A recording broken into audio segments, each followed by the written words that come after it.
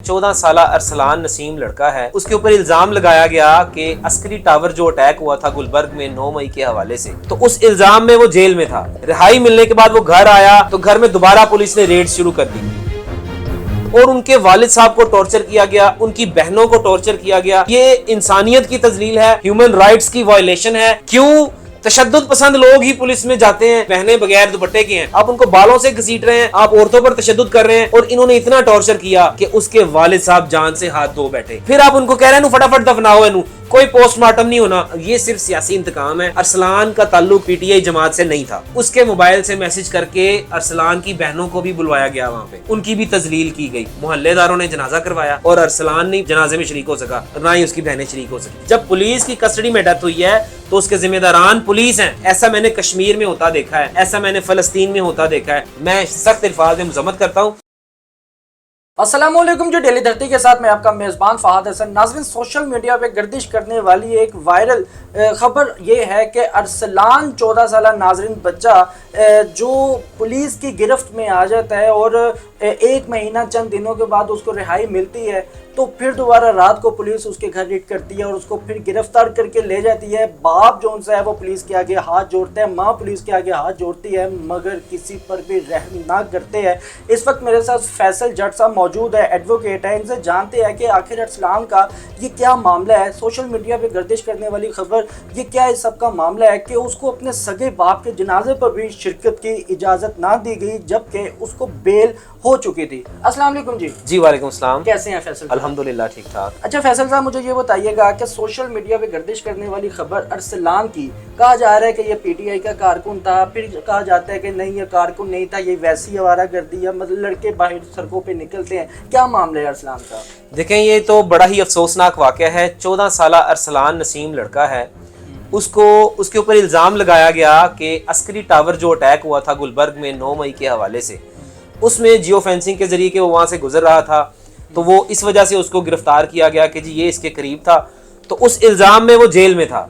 उसको पुलिस हुकाम ने पकड़ के जेल में डाल दिया था और जैसे ही वो जेल में गया तो जेल जाने के बाद जब उसको रिहाई मिली, रिहाई मिलने के बाद वो घर आया तो घर में दोबारा पुलिस ने रेड शुरू कर दी। रात के 4 बजे, रात के 2 बजे, रात के 3 बजे 3-4 रेड्स हुई हैं और उनके वालिद साहब को टॉर्चर किया गया, उनकी बहनों को टॉर्चर किया गया और ये शो किया गया कि बहुत बड़ा दहशतगर्द है, कोई पता नहीं इसने कितने बंदे मारे हैं या किसी जुर्म में मुलविस है। तो मैं ये समझता हूँ ये इंसानियत की तजलील है, ह्यूमन राइट्स की वायलेशन है। और जो पुलिस आजकल कर रही है, ऐसा लगता है कि जैसे बिल्कुल मार्शल लॉ लगा हुआ है इस मुल्क में। सिर्फ अनाउंस नहीं किया गया लेकिन मार्शल लॉ लगा हुआ है। और वो 14 साला बच्चा क्या दहशतगर्दी कर सकता है?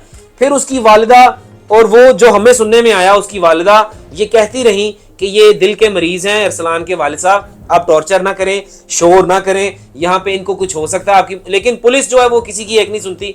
मैं समझता हूँ कि पुलिस डिपार्टमेंट में लोग रहम दिल क्यों नहीं रखते, रहम दिल लोगों को क्यों पुलिस डिपार्टमेंट में नहीं रखा जाता? क्यों तशद्दुद पसंद लोग ही पुलिस में जाते हैं कि जनाब हम ये कर देंगे, हम दुश्मनदारी रखने वाले बंदे हैं। मतलब वो किसी का हया नहीं होती कि किसी की माँ बगैर दुपट्टे के है, किसी की बहनें बगैर दुपट्टे के हैं, आप उनको बालों से घसीट रहे हैं, आप औरतों पर तशद्दुद कर रहे हैं और इन्होंने इतना टॉर्चर किया कि उसके वालिद साहब जान से हाथ धो बैठे। अच्छा, जब इनके वालिद साहब को ले गए थे, अरसलान नहीं मिला, तो क्या किया? उनकी डेड बॉडी वापस ला के इन्होंने अरसलान के घर में रख दी और कहा इनको जल्दी जल्दी दफनाओ। यानी कि पुलिस की दीदा दिलेरी चेक करें आप कि एक तो आप तशद्दुद से बंदा आपने जान से हाथ धो बैठा है, फिर आप उनको कह रहे हैं फटाफट दफनाओ इनू, कोई पोस्टमार्टम नहीं होना। मैं ये समझता हूं कि चीफ जस्टिस ऑफ पाकिस्तान, जो सुप्रीम कोर्ट के चीफ जस्टिस हैं उमर अता बंदयाल, उनको इसके ऊपर एक्शन लेना चाहिए और वो जो इंसानी हकूक की अलंबरदार तंजीमें हैं उनको इसके ऊपर आवाज उठानी चाहिए कि क्या कोई मुजरिम भी हो, उसको हथकड़ियां भी लगी हो, कानून इजाजत देता है, आप जनाजा पढ़ सकते हैं, आप शरीक हो सकते हैं, कानूनी कार्रवाई कर सकते हैं। लेकिन ये पुलिस की दीदा दिलेरी चेक करें, वो कह रहे हैं जी कोई पोस्टमार्टम नहीं होगा, कोई कुछ नहीं होगा, इसी तरह दफनाओ। अच्छा फैसल साहब, ये बताइएगा कि कानून के मुताबिक, मैं सिर्फ आपसे ये पूछना चाहूंगा कि जब बेल हो चुकी है अरसलान की, तो रात को उसके घर रेड करने का क्या मकसद था? कानून क्या कहता है इस बारे में? कानून ये कहता है, पीछे अभी सुप्रीम कोर्ट में भी इस्लामाबाद में इसी तरह वो जो है शहरियार अफरीदी साहब को गिरफ्तार करने लगी थी दोबारा पुलिस, तो वहां पे भी जज साहब ने जमानत दे दी थी हाई कोर्ट ने भी कहा था कि जब कोई अपनी बेल से हो जाए, उसको बेल उसकी मतलब उसकी बेल एक्सेप्ट हो जाए, फिर उसको कोई पुलिस गिरफ्तार नहीं कर सकती। तो फिर भी वो पुलिस पकड़ने लगी थी इस्लामाबाद की, तो उन्होंने इसको रोक दिया था। अरसलान पर भी बेल हो चुकी थी, इस केस में जमानत हो चुकी थी, वो अंडर एज है, 9th क्लास के उसने एग्जाम दिए थे अभी रिसेंटली। तो उन्होंने क्या किया जी, दोबारा रेड। तो दोबारा रेड करने का कॉन्सेप्ट नहीं है, अब ये सिर्फ सियासी इंतकाम है। अरसलान का ताल्लुक पीटीआई जमात से नहीं था, जो हमें पता चला कि उसका सियासी जमात से कोई ताल्लुक नहीं था। ये सिर्फ बदले की आग है कि जनाब अगर पीटीआई के जलसे के करीब से भी कोई गुजर रहा है ना, उसको भी पकड़ना है। पीटीआई के झंडे के करीब से भी कोई गुजर रहा है, उसको भी। तो ये सिर्फ उस बदले की आग में आ गया बेचारा, इसके वालिद साहब जान से हाथ धो बैठे। और जब ये पुलिस स्टेशन में था तो उसके मोबाइल से मैसेज करके अरसलान की बहनों को भी बुलवाया गया, वहां पे उनकी भी तजलील की गई। यानी कि ये इंसानियत की तजलील अखीर दर्जे की है ना, ये वो है। उनकी बहनों को भी, उनकी भी तजलील की गई, उनको जिनसी हरासा भी किया गया। फिर और उसके ऊपर शर्मसार ये है कि बाप के जनाजे पर मोहल्लेदारों ने जनाजा करवाया और अरसलान नहीं पेश हो सका, जनाजे में शरीक हो सका, ना ही उसकी बहनें शरीक हो सकी, ना ही दूर के कोई रिश्तेदार शरीक हो सके।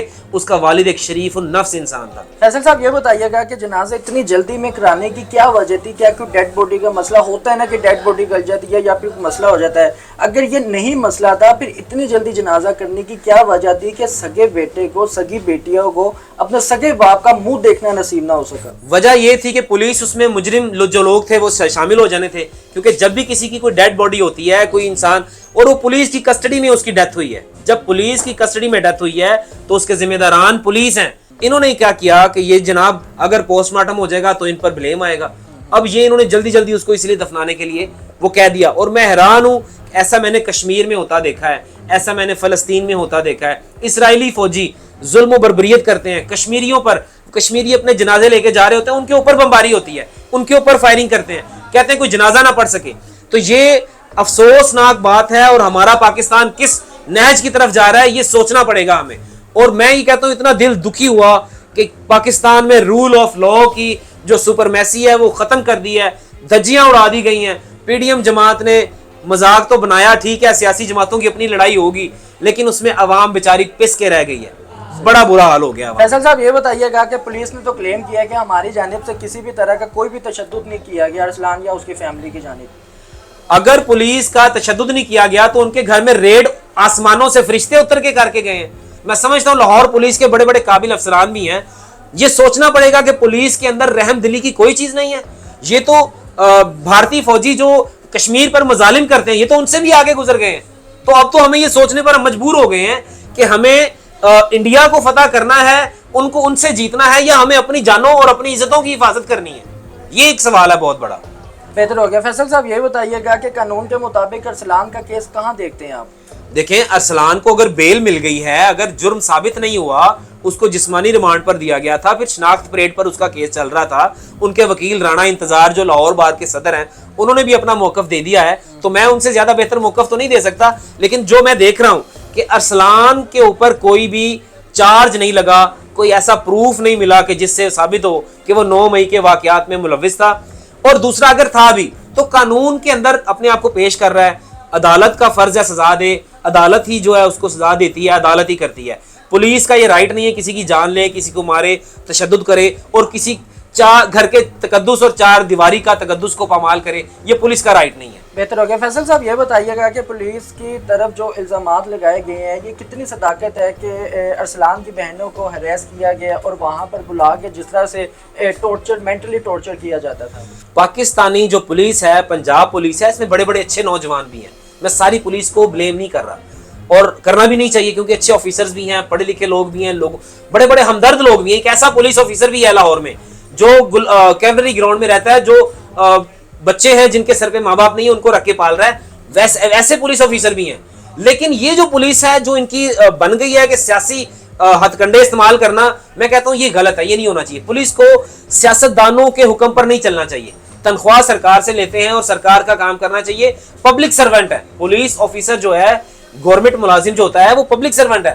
तो आप पब्लिक के ये कर रहे हैं, उनके साथ घरों के दरवाजे तोड़ रहे हैं, अंदर जा रहे हैं, ठीक है, आप रेड करें, दरवाजा नॉक करें, जो कानून के मुताबिक है वो करें आप, इससे मैं नहीं मना करता, लेकिन ये जो घर के अंदर दाखिल होना, उनकी बहनों के साथ बदतमीजी करना, उनके बाप को ले जाना, फिर उनकी डेड बॉडी जिंदा लेके जाना बाप को और डेड बॉडी को वापस करना, ये अल्लाह के यहाँ भी इनको जवाब देना पड़ेगा और पाकिस्तान की अदालतों में भी इनको जवाब देना पड़ेगा। फैसल साहब 14 साल बच्चा है, क्या जुर्म किया होगा उसने? अंडर एज अगर आप उसकी इन्वेस्टिगेशन करें, उसका कैरियर तो तबाह नहीं हो गया आपके मुताबिक? देखें, कैरियर तो तबाह हो गया, लेकिन इस चीज से ये एक सबक मिलता है, मेरा ये ओपिनियन है कि जब भी कहीं कोई रश लगता है, 4 लोग इकट्ठे होते हैं, आप यही पाकिस्तान में मिसाल ले लें, ये खंबे के ऊपर वैसे ही आप कोई चीज हो तो आप उसको देखना शुरू कर दें तो आपके इर्द गिर्द 20 लोग वैसे ही इकट्ठे हो जाएंगे देखने के लिए कि वो ऊपर क्या है। ऊपर कुछ भी ना होगा तो सब देखना, गाड़ियां रोक के देखेंगे कि क्या ऊपर देख रहे हैं। ये पाकिस्तानियों की सेंस है।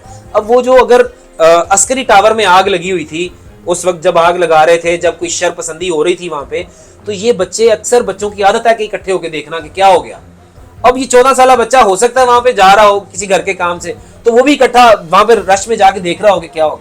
तो जितने भी वहां पे खड़े हुए थे सबको जियो फेंसिंग के जरिए उठाया गया, जिसके मोबाइल नंबर वहां पे शो हुए ऑनलाइन उठाया गया। ये बच्चे के साथ ज्यादती हुई है। अरसलान नईम के वालिद साहब दुनिया से चले गए, उसकी बहनों की इज्जतों पर इन्होंने हैरास किया। इनको मैं सख्त अल्फाज में मजम्मत करता हूँ और पुलिस डिपार्टमेंट से भी ये रिक्वेस्ट करता हूँ, आईजी पंजाब से भी, और जो हमारे वजीर आला हैं मोहसिन नकवी उनसे भी, और जो भी निगरान वजीर आजम आ गए हैं काकड़ साहब उनसे भी, कि किसी भी बच्चे का, किसी भी घर के जो 4 दीवारी है इसके तकद्दुस को पामाल ना करें और अरसलान नसीम को इंसाफ दिलवाने के लिए सब मैदान में आए।